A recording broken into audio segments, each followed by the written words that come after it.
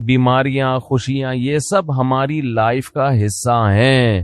ان کو بہت زیادہ ویلیو نہیں دینی چاہیے.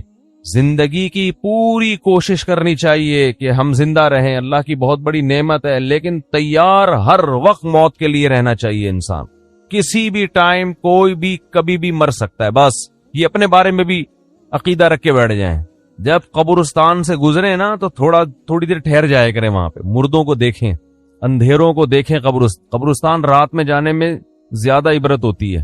کل ایک صاحب کہنے لگے میں قبرستان سے گزر رہا تھا رات کو، مجھے تو بڑا خوف آیا. میں نے کہا یہ تو کچھ بھی نہیں ہے بھائی، یہ اندر کی جو پوزیشن ہے نا وہ اس سے بولو بھائی، اوپر جو تمہیں خوف آ رہا ہے تو کچھ بھی نہیں ہے. اصل تو پروگرام کہاں ہو رہا ہے؟ جو ڈرونے ہو رہے ہیں نا پروگرام، وہ اندر ہو رہے ہیں. اور جو قبر کھول کے دیکھو نا تو اس میں کہہ رہے تھے، ہاں وہ مجھے کہہ رہے تھے کہ مجھے ایک ہڈی نظر آئی اتنی بڑی گھٹنے کی، ٹانگ کی، ایک انسان کی نا قبرستان میں یہی والا. تو وہ کہنے لگے یار یہ ہڈی نا پوری اس کی، یہ گھٹنے سے لے کے نیچے تک.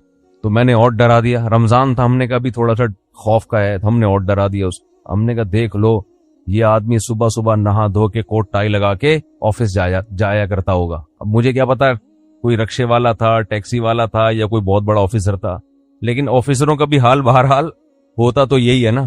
تو میں نے کہا یہ صبح صبح نہا دھو کے کوٹ ٹائی میں پرفیوم لگا کے اپنی لینڈ کروزر میں بیٹھ کے جاتا ہوگا. اور اب کیا حال ہوا ہے، اس کی ہڈی نکال کے لوگ دکھا رہے ہیں کہ یہ قبرستان سے کیا نکلی ہے.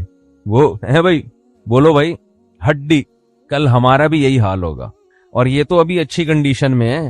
ہڈی سے پہلے کیا حال تھا، جب لاش میں کیڑے پڑتے ہیں اور سڑتی ہے لاش اور پھولتی ہے اور پھٹتی ہے، 2 منٹ میں انسان کی اوقات پتہ چل جاتی ہے. یہ ہے کیا، یہ فن خان بنا پھر رہا تھا. اور اب کیسے دفناتے ہیں نا لوگ، کہ بدبو نہ آ جائے لاش میں، اس کو دفناؤ جلدی، مٹی ڈالو اس کے اوپر، تھوڑے دن تک اس کی حفاظت ہوتی ہے قبر کی، اس کے بعد بھول جاتے ہیں.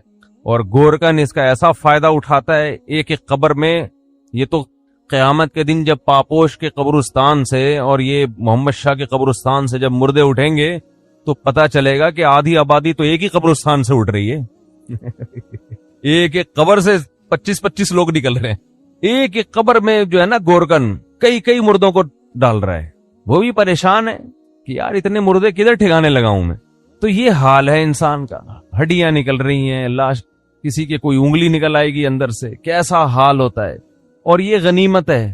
لیکن اس قبر کے اندر ایک برزخ کی قبر ہے. جیسے جب آپ سوتے ہو، آرام کرتے ہو، ایک آپ کی وہ کنڈیشن ہوتی ہے جو آپ بستر پہ لیٹے ہوئے ہو، ایک وہ کیفیت ہوتی ہے جو آپ پر سونے کی حالت میں گزر رہی ہوتی ہے.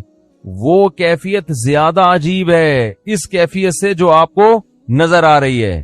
قرآن کہتا ہے فرعون کی ایک لاش وہ ہے جو تمہیں عجائب گھر میں نظر آ رہی ہے، وہ بھی عبرت کی بات ہے. لیکن ایک عالم برزخ میں فرعون پہ جو گزر رہی ہے نا، وہ چیز تمہیں نظر نہیں آ رہی، وہ اس سے بہت زیادہ خطرناک ہے. النار یعرضون علیہا غدوا وعشیا، وہ آگ ہے جس پر فرعون کو صبح اور شام جلایا جاتا ہے. وہ جلنے والا منظر مجھے اور آپ کو نظر نہیں آ رہا، وہ اس سے زیادہ ڈینجرس ہے. تو برزخ کی بھی ایک حیات ہے، برزخ کی بھی ایک زندگی ہے. قبرستان کے نیچے آگ بھی ہے اور اللہ نے جنت کے باغات بھی رکھے ہیں اس میں. جو مردے کے اوپر جو کیفیات گزر رہی ہوتی ہیں وہ اس سے زیادہ خطرناک ہے. ایک روایت میں آتا ہے آپ صلی اللہ علیہ وسلم نے فرمایا اگر تم قبر کے اندر کے حالات کو دیکھ لو تو مردوں کو دفنانا چھوڑ دو، یہ حال ہو جائے.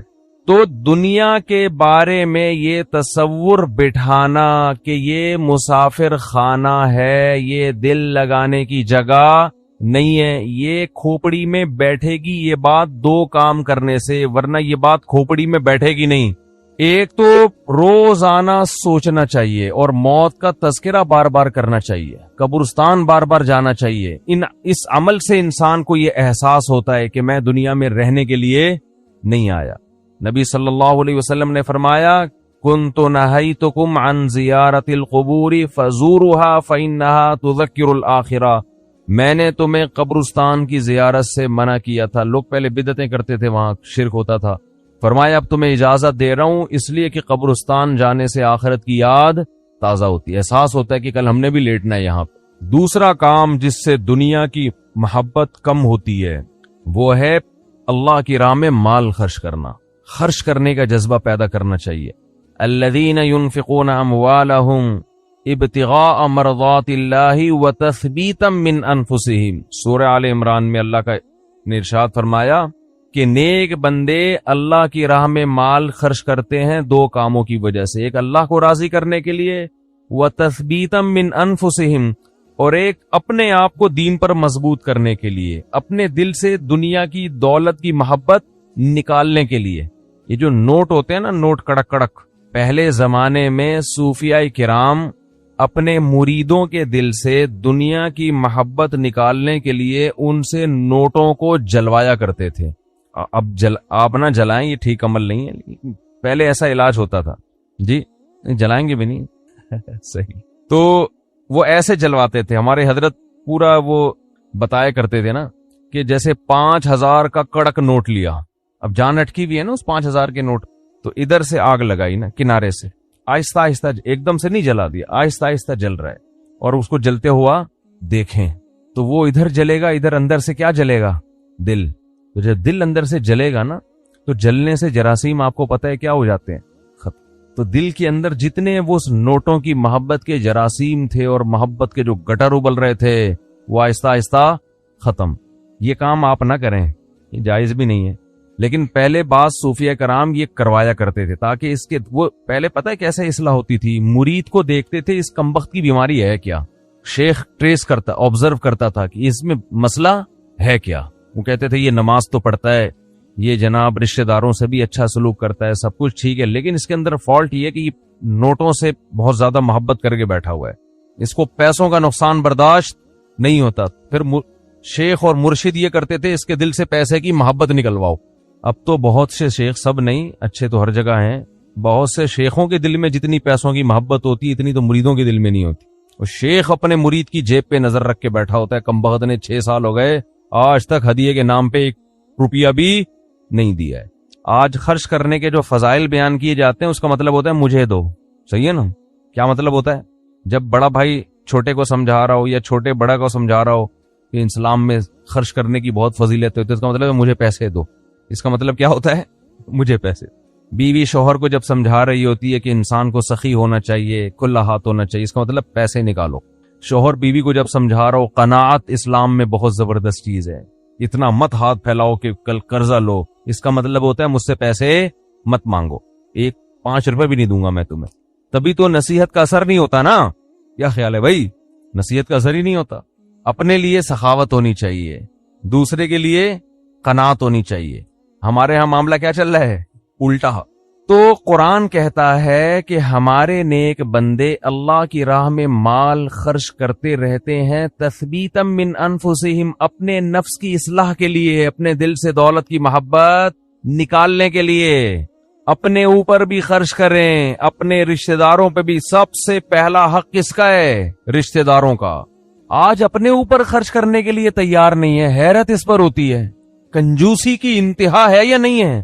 پھر جو اپنے اوپر خرچ کرتے ہیں لوگ ان پہ انگلیاں اٹھا رہے ہوتے ہیں. اس کے پاس گاڑی کہاں سے آئی، اس کے پاس یہ کپڑے کہاں سے آئے، یہ کہاں سے آیا، وہ کہاں سے آیا. بھائی ہر آدمی تو ضروری نہیں کہ کنجوس ہونا، بعض لوگوں کو اللہ دیتا ہے تو وہ خرچ کرتے ہیں. آج اپنے اوپر خرچ کرنا بھی ایک مصیبت بن گیا ہے. عربی میں 2 لفظ استعمال ہوتے ہیں، ایک ہوتا ہے شحیح اور ایک ہوتا ہے بخیل. بخیل کہتے ہیں جس کی جیب سے دوسرے کے لیے روکھڑا نہ نکلے، اور شحیح کہتے ہیں اپنے لیے بھی نہیں پیسے نکلتے. وہ چائنا والوں کی طرح قبر میں لے کے جاتا ہے. وہ ملیشیا میں قبرستان ہے، وہاں کروڑ پتی لوگ جب دفن ہوتے ہیں تو دیگوں میں اپنے ساتھ پیسہ لے کے قبر میں جاتے ہیں. وہ آپ یوٹیوب پہ دیکھ لیں، ایسی بہت سی ویڈیو ہیں کہ پورے سونے چاندی کے ساتھ دفن ہوئے ہیں، بہت ہیں ایسی. ہمیں ہمارے نبی نے فرمایا صلی اللہ علیہ وسلم، دنیا مسافر خانہ ہے، میری مثال اس سوار کی طرح ہے کراکب استظل تحت شجرہ. ایک مسافر سفر کرتے کرتے درخت کے نیچے لیٹ گیا ہو تھوڑی دیر سستانے کے لیے، آرام کے لیے، اس کے بعد اس نے موو کرنا ہے یہاں سے. بھائی ہم کروڑوں سال سے نہیں تھے، لاکھوں کروڑ، یہ دنیا بنے ہوئے تو پتہ نہیں کروڑوں سال ہو گئے. آدم علیہ السلام کو آئے ہوئے ہزاروں سال، نوح علیہ السلام 950 سال تو خالی تبلیغ کی ہے انہوں نے. ہماری اوقات کیا ہے؟ جمعہ 8 دن ہوئے ہم لوگ کو دنیا میں آئے ہوئے، اور جانے میں بھی تھوڑے دن رہ گئے ہیں. بس گھبرائے نہیں، آپ نے گھبرانا نہیں ہے. تو یہ میں آپ کو ڈرانے کے لیے یہ باتیں نہیں کر رہا کہ آپ کہیں یار جمعہ 8 دن نہیں اور 4 دن رہ گئے جانے میں. یہ حقیقت ہے. موت سے ڈرنے کا فائدہ نہیں ہے, موت سے دوستی لگانے کا فائدہ ہے. دیکھو جس ڈاکو نے پیچھا کرنا ہی ہو, آپ کسی محلے میں رہتے ہیں, آپ کو پتا چل گیا یہاں ایک بندہ میرے پیچھے پڑا ہوا ہے, میری ہاتھ دھو کے مارے گا وہ مجھے یا مجھے پکڑے گا, تو آپ محلہ تبدیل کر لو گے؟ کیا خیال ہے کہ بھائی اس دہشت گرد کو تو محلے سے نکالا نہیں جا سکتا, خود ہی محلہ تبدیل کر لو. جیسے ہی آپ نے محلہ تبدیل کیا وہ دوسرے محلے میں پہنچ گیا, پھر وہ آپ تیسرے محلے میں گئے وہ وہاں پہنچ گیا. اب آپ بھاگ بھاگ کے تھک گئے مگر وہ آپ کا پیچھا نہیں چھوڑ رہا, تو پھر آپ کیا کرو گے؟ وہی کرو گے جو امریکہ افغانستان میں کر رہا ہے, مذاکرات کی دعوت دو گے. آپ کیا کرو گے؟ بولو بھائی قطر مذاکرات ہوں گے. یار بیٹھو آؤ, وہ تو کہہ رہے تھے 20 سال پہلے یہ کر لیتے مذاکرات, لیکن چلو دیر آئے درست ہے. وہ کہے گا آؤ بیٹھو مذاکرات کرتے ہیں. تو آپ بھی یہی کرو گے نا اس ڈاکو کے ساتھ کہ بھائی تمہیں کیا مسئلہ ہے, میری جان کے پیچھے ہاتھ دھو کے کیوں پڑ گیا ہے؟ آؤ بیٹھو, پیسے چاہیے, کیا چاہیے تمہیں؟ تو آپ مذاکرات کے ذریعے کمپرومائز کی بولو کوشش کرو گے کہ یار اس سے جان چھڑانا مشکل نہیں ہے, فل ٹینشن ہے یہ آدمی, بیٹھ کے کچھ ٹاک شاک کر کے کچھ باتیں کر کے کچھ دوستی لگاتے ہیں, دشمنی ختم کرتے ہیں. آخری نتیجہ یہ نکلے گا کہ نہیں نکلے گا؟ تو قرآن کہہ رہے کوئی عام ڈاکو تمہارے پیچھے کیا لگے گا, انما تکونوا یدرککم الموت, موت جیسے تمہارا پیچھا کر رہی ہے نا, پیسے دنیا میں پولیس کسی کا پیچھا نہیں کرتی, سمجھ رہے ہیں؟ وہ بھی ایک وقت کے بعد آ کے چھوڑ دیتی ہے. موت ایسا پیچھا کر رہی ہے, یدرککم الموت, قرآن کہتے ہیں موت ایسے پکڑے گی تمہیں آ کے, ادراک کرے گی تمہارا. وہ جس دن سے پیدا ہوئے ہیں اسی دن سے پیچھے پڑی ہوئی ہے, اور اس نے بہت کوشش کی ہم کو قبر میں اتارنے کی. بچہ جب پیدا ہوتا ہے کئی حادثات اس کی زندگی میں آتے ہیں, بچ جاتا ہے. کئی بیماریاں حملہ کرتی ہیں, بچ جاتا ہے. جوانی میں آتا ہے, کئی دفعہ حادثے ہوتے ہیں, بائک سے گرا, ایکسیڈنٹ ہوا, یہ ہوا وہ بچ گیا. وہ تو اس وقت سے اڑنگیاں دینے کی کوشش کر رہی ہے. اڑنگی سمجھتے ہیں, جب ہم اسکول جاتے تھے نا تو ایک دوسرے کو اڑنگی دیتے تھے ہم. اب تو بچے اسکول بھی ایسے تمیز سے جا رہے ہیں, تمیز سے آ رہے ہیں, کوئی نہ اڑنگی نہ کوئی شرارت, تو ان میں کوئی صلاحیت ہی پیدا نہیں ہو رہی. ایسے ممی ڈیڈی ٹائپ کے بچے نکل رہے ہیں. ہمارے دور کے اسکول تھے, مزہ آتا تھا اسکول میں, اتنا بھاری بھرکم بیگ لٹکا کے اسکول جاتے تھے. ساتھ والے کو شرارت ہوئی, تھوڑا سا آگے گئے, اس نے تھوڑا سا ٹانگ میں یوں کیا, بڑک جو ہے نا آگے گرے. پھر ہم بدلہ لینے کے پیچھے پڑے ہوئے تھے, اب ہم بھی اڑنگی دیں گے. راستے میں ہی پھڈا ہو رہا ہے, گتم گت مار رہے ہیں ایک دوسرے کو, پھر سلو ہو رہی ہے, پھر جا رہے ہیں. اس طرح سے ہم پونے گھنٹے میں اسکول پہنچتے تھے. پھر لیٹ ہونے کی وجہ سے پی ٹی ماسٹر کھڑے ہوئے ہوتے تھے وہاں پہ, ان کے سامنے ہاتھ پہ اب ڈنڈے کھاؤ, لیٹ کیوں پہنچ, اس سے ہاتھ مضبوط ہوتے تھے. حقیقت ہے نا. تو شوز اتارتے تھے ایک دوسرے کے, بھائی شوز پہنے ہوئے نا, پیچھے اس کے تھوڑا سا پاؤں رکھیں, خود ہی اتر جائیں گے, آپ کو اتارنے کی ضرورت. اب وہ بیٹھ کے جو ہے نا شوز کو صحیح کر رہا ہے, پھر لڑائی ہو رہی ہے, پھر بڈا ہو رہا ہے. ایک بچہ کافی دیر سے نا اس کا ہاتھ نہیں جا رہا تھا گھنٹی پہ, ایسے اچھل اچھل کی کوشش کر رہے. ایک بڑے میاں گزرے, انہوں نے بجا دی گھنٹی, اور بچے سے پوچھا بیٹا ہاں بتاؤ کیا کہہ رہے ہیں, بھاگو. اب کیا کرو, جو کام میں کر رہا تھا مجھ سے ہوا نہیں, آپ نے کر دیا, اب کیا کرنا ہے, بھاگو. یہ ہوتے تھے پہلے کے بچے. اب وہ ویڈیو گیم کھیل کھیل کے بچوں کی صلاحیتیں برباد. خیر, تو جب جیب سے پیسے نکلیں گے, نکلتے رہیں گے, نکلتے رہیں گے, نکلتے رہیں گے, تو دل سے دنیا کی محبت ختم ہوگی. او بھائی مسافر خانہ ہے, سفر کے دوران اگر آپ کو کچھ پیسے ملے ہوئے ہوں اور آپ کو پتا ہو کہ یہ ٹرین سے اترتے ہی واپس لے لیے جائیں گے, تو آپ کوشش کرتے ہو کہ اترنے سے پہلے ہی سارے کھا پی کے ختم کر دو. ایسا ہوتا ہے کہ نہیں ہوتا؟ تو بھائی ادھر قبر میں جاتے ہی یہ کفن میں جیب ہوتی ہے نہیں ہوتی نا جیب, تو آگے خالی ہاتھ جانا ہے. بچوں کی فکر کرتے ہیں لوگ بہت زیادہ, بچوں کا کیا ہوگا, بچوں کے لیے کچھ بنا بنو کے تھوڑا بہت کر دو بس, اور پھر بے فکر ہو جاؤ, دماغ کو ہٹاؤ ہر ان کاموں سے.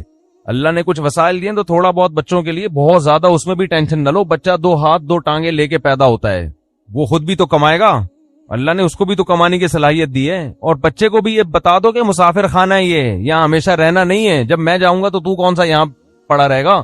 تو اس کو بھی یہ بتا دو یہ مسافر خانہ ہے, یہ رہنے کی جگہ نہیں ہے. وہ میں اپنے چھوٹے بچوں کو صبح سحری کے وقت یہ سمجھا رہا تھا نا کہ دیکھو ہم سب نے مرنا ہے. بچوں میں نا یہ باتیں بار بار دماغ میں, بہت چھوٹے بچے کے تو نہ ڈالیں, وہ بعض دفعہ ڈر بھی جاتا ہے, لیکن ہنستے کھیلتے ان کو یہ باور کراتے رہیں کہ دیکھو ہم نے جانا ہے, یہ دنیا رہنے کی جگہ نہیں ہے. یہ چیزیں آج والدین بتاتے نہیں ہیں.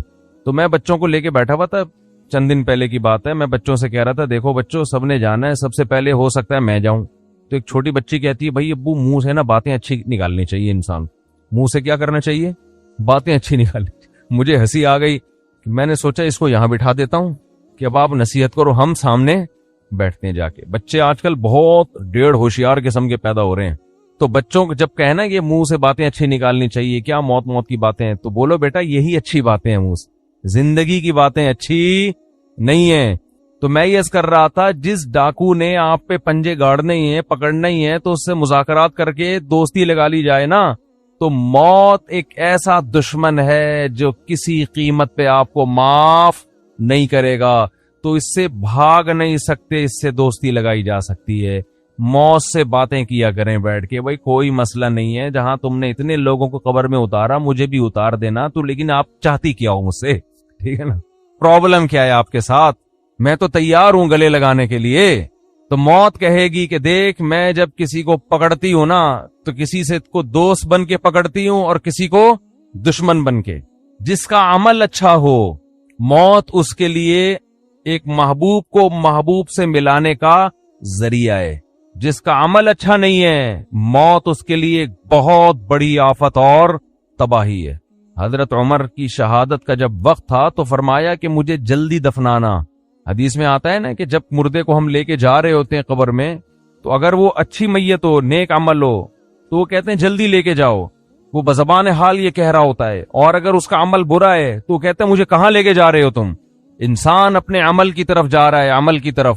انکا کادح الی ربک کدحا فملاقی، اے انسان تم میں سے ہر شخص رب کی طرف ایک عمل کر رہا ہے، اور عن قریب اس عمل سے اس کی ملاقات ہونے والی، جو کر رہے ہیں اسی سے ملاقات ہوگی، تو اچھا کر لو بھائی، کچھ اچھا کر لے تاکہ ملاقات ہو تو خوشی ہو۔